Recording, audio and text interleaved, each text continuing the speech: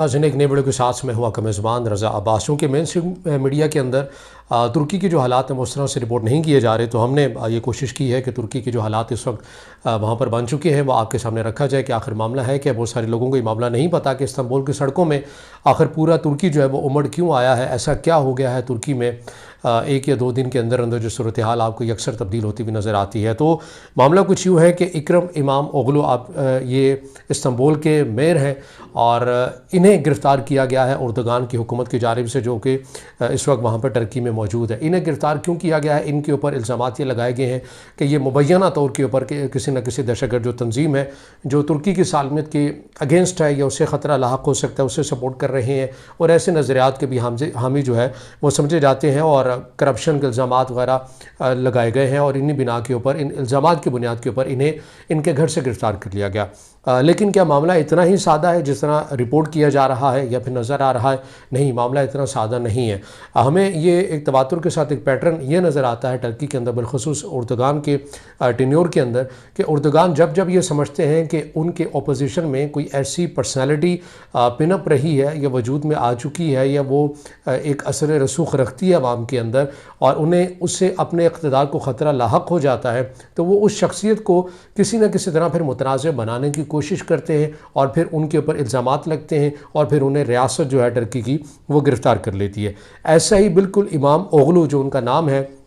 जो मेयर हैं इस्तांबुल के, उनके साथ भी हुआ। अच्छा, उर्दुगान और इमामोगलू जो मेयर हैं इस्तांबुल के, उनमें एक चीज़ मुश्तरका है, यानी कि उर्दुगान में और इमामोगलू में, कि दोनों ने इस्तांबुल से ही अपनी सियासत का आगाज़ किया। उर्दुगान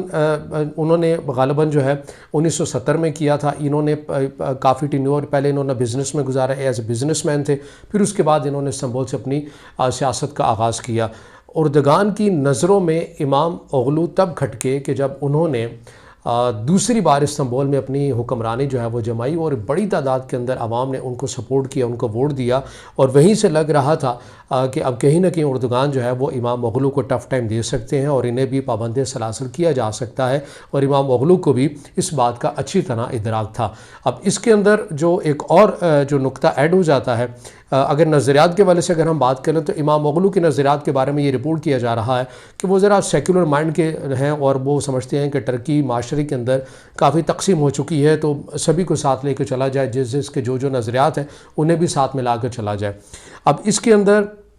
जो आप ये कह लें कि टर्की के इलेक्शन होने हैं वो गालिबन 2028 में होने हैं, और अभी 2025 है। 2025 में उन्हें गिरफ़्तार करने की वजह, उन्हें मुतनाज़ करने की वजह उर्दुगान की या उनकी हुकूमत की यही समझ में आती है कि उन्हें बार बार जो है वो इतना मुतनाज़ करना है कि उनके वोट बैंक को तोड़ना है। मगर जिस तरह की लहर वहाँ पर देखी गई है, इमामोगलू को गिरफ़्तार किया गया और उसके बाद इस्तांबुल की सड़कें आज तकरीबन 2 दिन हो गए हैं, मगर लोगों का जम गफ़ीर इस्तांबुल की सड़कों से कम होता हुआ आपको नज़र नहीं आता। हुकूमत तो अपनी बात के ऊपर डटी हुई आता है कि यहाँ तक उर्दुगान की हुकूमत लोगों से ख़ाइफ़ हो चुकी है कि वहाँ के सोशल मीडिया और जो मेन वेबसाइट्स हैं वो तमाम सिस्टम उन्होंने बंद कर दिया है। टर्की के अंदर तमाम सोशल मीडिया आपको हर तरह का बंद नज़र आता है। इमामोगलू ख़ुद भी और उनकी अहलिया भी सोशल मीडिया के ऊपर काफ़ी मुतहरिक भी समझी जाती थी। तमाम के अकाउंट्स को बंद कर दिया गया है और उनके ऊपर करप्शन, दहशतगर्दी के इल्ज़ामात लगाकर उन्हें पाबंद सलासल कर दिया गया है, और उनकी इमामोगलू की अपोजिशन जो उनकी अपनी जमात है उससे ज़्यादा जो लोग उनके अपने वोटर सपोर्टर हैं इस्तांबुल के अंदर, वो बड़ी तादाद के अंदर इस टाइम उर्दुगान के अगेंस्ट है, उर्दुगान की हुकूमत के अगेंस्ट नारेबाजी कर रहे हैं, और जिससे लग ये रहा है कि तमाम जिस इंटरनेशनल मीडिया भी इस मामले को कवर कर रहा है कि सूरत हाल जो इस बार है उर्दुगान के लिए कोई इतनी आसान नहीं समझी जा रही, ख़ासा मुश्किल टाइम हो सकता है। और जिस तरह ये गिरफ़्तारी जो की गई है इससे माहिरीन का ये कहना है, मुबस्सिरीन का ये कहना है कि इस तरह इमामोगलू के वोट बैंक में एक